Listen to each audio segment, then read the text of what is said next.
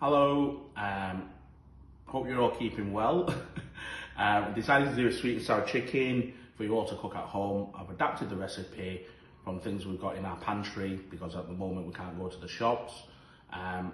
If you take a picture over the weekend of your finished sweet and sour chicken, we're going to choose the best one and the winner's going to get a cooking lesson with me at one of the restaurants of their choice. Hope to see you soon. I've prepped everything ready to go and I'm going to go through all the ingredients with you now. So, first things first, to mix our chicken and the egg. So I've got my white vinegar, pineapple and pineapple juice. Please excuse the camera because I'm not a professional cameraman. Tomato sauce, tomato puree, chili flakes optional, sugar, corn flour or potato starch. Now I've used corn flour because unfortunately I haven't got any potato starch at my wife's kitchen at home, and dissolved in some water to make a ficule. Onions, peppers, chilies, egg. And here I've got some flour, plain flour, and some corn flour, which I'm going to mix together and to coat our chicken in when we come to doing that. So in our pan, we're going to put in our vinegar, white vinegar. Now it's made a little bit more because what you can do is you can also, once it's cooled down, you can put it in the fridge and use it as and when. So it'll always keep for like a couple of weeks. So in the pan we've got vinegar. I'm going to add in our sugar.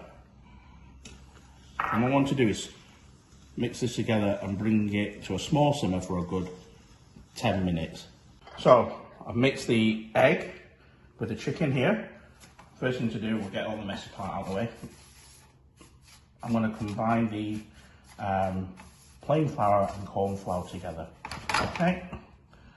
Now, the chicken and the egg's been in there for a good 5 minutes, and then we're just going to coat it and leave it to one side, and later on fry this off.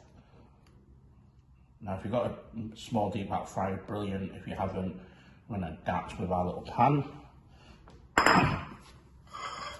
So normally what we use at the restaurant, we use potato starch, but like I said, with no potato starch at home, so corn flour just adds a bit of body to it, a bit of firmness to the flour.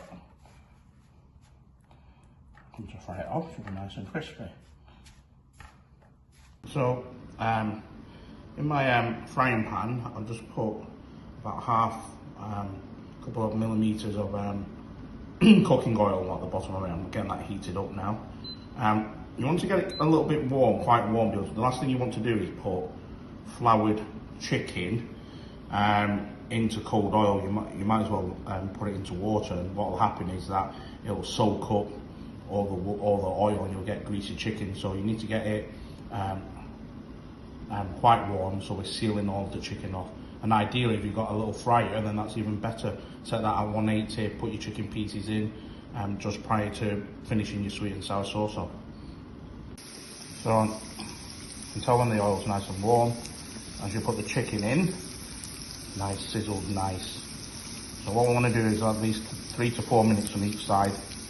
Make sure the chicken's cooked all the way through. So another 4 or 5 minutes on this side as well. So at least 8 minutes, and look, nice small pieces, make sure they're all the way cooked through. A little tip for you is that all the sizzling you're hearing is actually the moisture coming out of the chicken. So the less sizzle you hear, that'll give you a good idea of the chicken being nearly cooked all the way through. But always double check it and cook through it if you're not sure.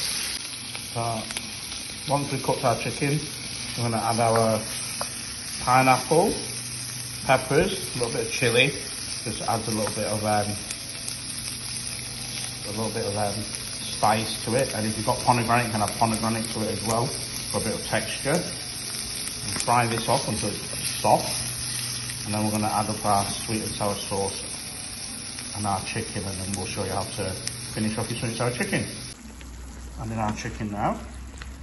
And mix it together, make sure. coat every piece of chicken.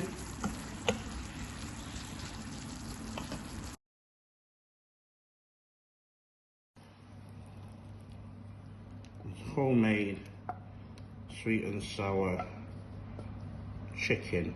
Excellent with some steamed rice. Know what we'll be having for tea. And if you want, you can add a bit of chili flakes just to give it a bit of spice at the end.